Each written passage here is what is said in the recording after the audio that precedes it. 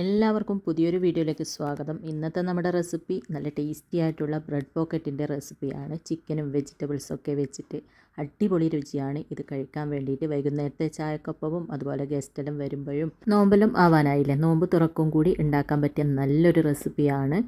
അപ്പോൾ നമുക്ക് വേഗം തന്നെ നോക്കിയാലോ എങ്ങനെയാണ് ഇത് ഉണ്ടാക്കുന്നതെന്ന്. അതിന് മുമ്പായിട്ട് ആരെങ്കിലും സബ്സ്ക്രൈബ് ചെയ്യാതെ വീഡിയോ കാണുന്നുണ്ടെങ്കിൽ അതുപോലെ എൻ്റെ വീഡിയോ ഇഷ്ടപ്പെടാണ് മറക്കാതെ ഒന്ന് സബ്സ്ക്രൈബ് ചെയ്ത് സപ്പോർട്ട് ചെയ്യണേ. അപ്പോൾ ആദ്യം തന്നെ നമുക്ക് ഇതിന് വേണ്ടിയിട്ടുള്ള ചിക്കൻ ഒന്ന് ഫ്രൈ ആക്കി എടുക്കാം. അതിന് വേണ്ടിയിട്ട് ഇതുപോലെ ഒരു പാൻ അടുപ്പിൽ വെച്ചിട്ടൊന്ന് ചൂടാക്കിയിട്ടുണ്ട്. അതിലേക്ക് ഒരു 3 ടേബിൾ സ്പൂണോളം ഓയിൽ ഒഴിച്ച് കൊടുക്കാം. ഓയിൽ ചൂടായി വരുമ്പോൾ ഇതിലേക്ക് ഞാൻ ഓൾറെഡി ചിക്കൻ മാരിനേറ്റ് ചെയ്ത് വെച്ചിട്ടുണ്ടേനു, അതിട്ട് കൊടുക്കാം. അപ്പോൾ ഇതിലേക്ക് മുളക് പൊടിയും മഞ്ഞൾപ്പൊടിയും കുരുമുളകിൻ്റെ പൊടിയും ഗരം മസാലയും ചെറിയ ജീരകം പൊടിച്ചതും കുറച്ച് തൈര് ലെമൺ ജ്യൂസ് ഉപ്പും കൂടെ ചേർത്തിട്ട് നന്നായിട്ട് അരമണിക്കൂറോളം മാരിനേറ്റ് ചെയ്ത് വെച്ച ചിക്കനാണ്. അത് ഈ ചൂടായ എണ്ണയിലിട്ടിട്ട് തിരിച്ചു മറിച്ച് വിട്ടിട്ട് ഈ ഒരു മീഡിയം ഫ്ലെയിമിൽ വെച്ചിട്ട് തിരിച്ചു മറിച്ച് വിട്ടിട്ട് നമുക്കിതൊന്ന് ഫ്രൈ ആക്കി എടുക്കാം. ചിക്കനെല്ലാം തിരിച്ചു മറിച്ച് വിട്ടിട്ട് ഇതുപോലെ നന്നായിട്ട് ഫ്രൈ ആയി വന്നിട്ടുണ്ട്. ഇനി നമുക്കിത് എണ്ണയിൽ നിന്ന് എടുത്ത് മാറ്റിയതിന് ശേഷം ചൂട് പോകാനായിട്ട് വെക്കുക. എന്നിട്ട് ചൂട് പോയതിന് ശേഷം ചെറിയ ചെറിയ പീസായിട്ട് കട്ട് ചെയ്തെടുത്താൽ മതി. ഇതുപോലെ കുറച്ച് ബ്രെഡ് സ്ലൈസ് എടുത്തിട്ടുണ്ട്. ഇനി അതിൻ്റെ സൈഡൊക്കെ ഒന്ന് കട്ട് ചെയ്ത് മാറ്റണം. അപ്പോൾ ഓരോ ബ്രെഡും എടുത്തിട്ട് ഇതിൻ്റെ 4 ഭാഗവും ഇതുപോലെ കട്ട് ചെയ്ത് മാറ്റുക. അപ്പോൾ ഇതുപോലെ കട്ട് ചെയ്തിട്ടുണ്ട്. ഇനി ഇതൊന്ന് മാറ്റി വെക്കാം. പിന്നെ ഈ ബാക്കി വരുന്ന ഭാഗം കളയണ്ട കേട്ടോ. നമുക്ക് ഇതിന് വേണ്ടിയിട്ട് തന്നെ ബ്രെഡ് ക്രംസ് ആയിട്ട് യൂസ് ചെയ്യാം. അപ്പോൾ മിക്സിൻ്റെ ജാറിലിട്ടിട്ടൊന്ന് പൊടിച്ചെടുത്താൽ മതി. അങ്ങനെ എല്ലാ ബ്രെഡും ഇതുപോലെ കട്ട് ചെയ്തെടുക്കാം. അപ്പോൾ എല്ലാം ഇതുപോലെ കട്ട് ചെയ്തെടുത്തിട്ടുണ്ട്. ഇനി ഇതൊന്ന് മാറ്റി വെച്ചിട്ട് 2 മുട്ട എടുത്തിട്ടുണ്ട്. അത് നന്നായിട്ടൊന്ന് ബീറ്റാക്കി എടുക്കാം. മുട്ട ഇതുപോലെ നന്നായിട്ടൊന്ന് ബീറ്റ് ചെയ്തെടുത്തിട്ടുണ്ട്. ഈ ഒരു രീതിയിൽ ബീറ്റ് ചെയ്തെടുക്കുക. ഇനി കുറച്ച് ബ്രെഡ് ക്രംസ് കൊടുത്തിട്ടുണ്ട്. ആദ്യം തന്നെ നമ്മൾ സൈഡൊക്കെ കട്ട് ചെയ്ത് മാറ്റി വെച്ച ആ ഒരു ബ്രെഡ് 2 എണ്ണം ഒന്നിച്ച് പിടിക്കുക. എന്നിട്ട് ഇതുപോലെ ആദ്യം മുട്ടയിൽ നന്നായിട്ടൊന്ന് മുക്കിയെടുക്കുക. ആദ്യം 4 സൈഡും മുക്കിയതിന് ശേഷം നടുഭാഗം മുക്കിക്കൊടുത്താൽ മതി. എന്നിട്ട് ഈ ഒരു ബ്രെഡ് ക്രംസിലേക്ക് ഇട്ടിട്ട് നന്നായിട്ടൊന്ന് കവർ ചെയ്തെടുക്കുക. നമ്മൾ മുട്ടയിൽ യൂസ് ചെയ്ത കൈ ബ്രെഡ് ക്രംസിൽ യൂസ് ചെയ്യേണ്ട. അങ്ങനെയാകുമ്പോൾ ആ ഒരു ബ്രെഡ് ക്രംസ് പെട്ടെന്ന് ഒട്ടിപ്പിടിച്ചതുപോലെ ആയിപ്പോവും. അതുകൊണ്ട് മറ്റേ കൈ കൊണ്ട് ഇതുപോലെ ചെയ്താൽ മതി. ബ്രെഡ് ക്രംസിലിട്ടിട്ട് നന്നായിട്ട് കവർ ചെയ്തെടുക്കുക.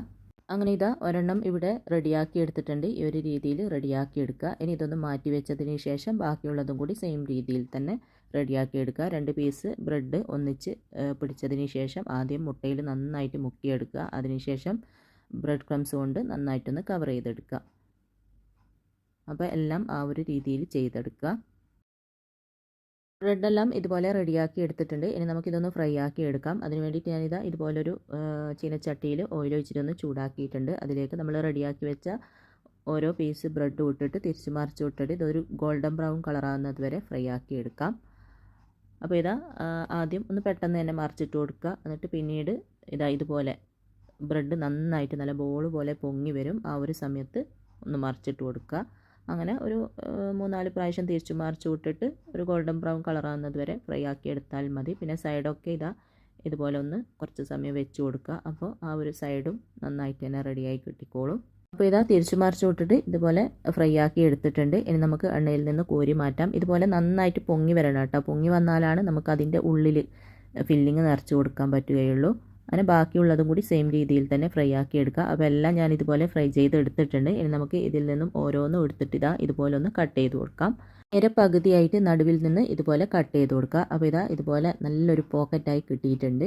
ഇനി നമുക്ക് ഇതിൻ്റെ ഉള്ളിൽ ഫില്ലിങ് നിറക്കേണ്ട ആവശ്യമേ ഉള്ളൂ. നന്നായിട്ട് പൊങ്ങി വന്നതുകൊണ്ടാണ് ഇതുപോലെ നല്ലൊരു പോക്കറ്റ് നമുക്ക് കിട്ടീന്. പൊങ്ങി വന്നിട്ടില്ലെങ്കിൽ ഇതുപോലെ കിട്ടൂല കേട്ടോ. അതുകൊണ്ട് നന്നായിട്ട് പൊങ്ങി വരണം. അപ്പോൾ എല്ലാം ഞാൻ ഇതുപോലെ കട്ട് ചെയ്തെടുത്തിട്ടുണ്ട്. ഇനി ഇതൊന്ന് മാറ്റി വെച്ചിട്ട് നമുക്ക് ഇതിന് വേണ്ടിയിട്ടുള്ള ഫില്ലിംഗ് ഒന്ന് റെഡിയാക്കി എടുക്കാം. അതിന് വേണ്ടിയിട്ട് ഇതുപോലെ ഒരു ബൗൾ എടുത്തിട്ടുണ്ട്. അതിലേക്ക് കുറച്ച് ക്യാരറ്റ് കട്ട് ചെയ്തതും കുറച്ച് ക്യാബേജ് കട്ട് ചെയ്തതും ലെറ്റൂസ് കട്ട് ചെയ്തതും പിന്നെ മല്ലിയില കട്ട് ചെയ്തതും ക്യാപ്സിക്കം എല്ലാം ചെറുതായിട്ട് കട്ട് ചെയ്തതും എടുത്തിട്ടുണ്ട്.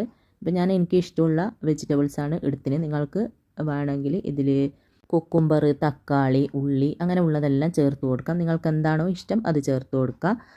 കാബേജ് ചേർക്കണമെന്നില്ല. കാബേജിന് പകരം കുക്കുംബർ പിന്നെ അല്ലെങ്കിൽ ലെറ്റൂസിന് പകരം കാബേജ് അങ്ങനെ നിങ്ങൾക്ക് ഇഷ്ടമുള്ള ഏത് വേണമെങ്കിലും ചേർത്ത് കൊടുത്താൽ മതി. പിന്നെ ഒരു 3 പച്ചമുളക് ഒന്ന് ക്രഷ് ചെയ്തതിന് ശേഷം അതും ചേർത്ത് കൊടുത്തിട്ടുണ്ട്. പിന്നെ നമ്മൾ റെഡിയാക്കിയ ആ ഒരു ഫ്രൈ ചെയ്തെടുത്ത ചിക്കൻ ഉണ്ടല്ലോ, അത് ചെറിയ ചെറിയ പീസാക്കിയിട്ട് കട്ട് ചെയ്തിട്ട് അതും കൂടെ ഇതിലേക്ക് ചേർത്ത് കൊടുത്തിട്ടുണ്ട്. പിന്നെ ഒരു 2 ടേബിൾ സ്പൂണോളം മയോണീസും 2 ടേബിൾ സ്പൂണോളം കെച്ചപ്പും 1 ടേബിൾ സ്പൂൺ ചില്ലി സോസും പിന്നെ അര ടീസ്പൂൺ കുരുമുളകിൻ്റെ ക്രഷ് ചെയ്ത കുരുമുളകും കുറച്ച് ഉപ്പും കൂടെ ചേർത്തിട്ട് ഇതെല്ലാം കൂടി നന്നായിട്ടൊന്ന് മിക്സാക്കി കൊടുക്കാം. അങ്ങനെ ഫില്ലിംഗ് ഇവിടെ റെഡി ആയിട്ടുണ്ട്. ഇതിൽ വേണമെങ്കിൽ നിങ്ങൾക്ക് ഒലീവ്, അതുപോലെ ഉപ്പിലിട്ട ഒലീവ്, പിന്നെ അതുപോലെ നല്ല പുളിയുള്ള എന്തെങ്കിലും ക്യാരറ്റ്, പിന്നെ ജലാപ്പീനോ അങ്ങനെ എന്തെങ്കിലും ഉണ്ടെങ്കിൽ അതും ചേർത്ത് കൊടുക്കാം കേട്ടോ. ഞാൻ അധികവും ഇങ്ങനെ ഉണ്ടാക്കുമ്പോൾ അത് ചേർക്കലുണ്ട്. ഇപ്പം എൻ്റെ കയ്യിലില്ലേനും, അതുകൊണ്ടാണ് ഞാൻ ചേർത്ത് കൊടുക്കാഞ്ഞിന്. ഇനി നമുക്ക് ആ ഒരു ഫില്ലിങ് നമ്മൾ കട്ട് ചെയ്ത് വെച്ച ബ്രെഡിൻ്റെ പീസിലേക്ക് നിറച്ച് കൊടുക്കാം. അപ്പോൾ അത്യാവശ്യം നല്ലതുപോലെ തന്നെ നിറച്ച് കൊടുക്കുക. അങ്ങനെ എല്ലാത്തിലേക്കും ഫില്ലിംഗ് എല്ലാം നിറച്ചതിന് ശേഷം ഞാനിതാ ഇതുപോലൊരു സെർവിങ് പ്ലേറ്റിലേക്ക് മാറ്റിയിട്ടുണ്ട്. അപ്പോൾ എല്ലാവരും ഉണ്ടാക്കി നോക്കുക. വൈകുന്നേരത്തെ ചായക്കൊപ്പവും അതുപോലെ ഗസ്റ്റ് വരുമ്പോഴും നോമ്പ് തുറക്കുമൊക്കെ ഉണ്ടാക്കാൻ പറ്റിയ നല്ലൊരു റെസിപ്പിയാണ്. അപ്പോൾ എല്ലാവരും ഉണ്ടാക്കി നോക്കിയിട്ട് ഇഷ്ടമായ അഭിപ്രായം പറയാനും ലൈക്ക് ചെയ്യാനും ഷെയർ ചെയ്യാനൊന്നും മറക്കരുത്. പിന്നെ സബ്സ്ക്രൈബ് ചെയ്യാതെ കാണുന്നവരുണ്ടെങ്കിൽ മറക്കാതെ സബ്സ്ക്രൈബ് ചെയ്ത് സപ്പോർട്ട് ചെയ്യുക. അപ്പോൾ ഇൻഷാ അല്ലാഹ് അടുത്ത പുതിയ റെസിപ്പിയുമായിട്ട് നമുക്ക് വീണ്ടും കാണാം.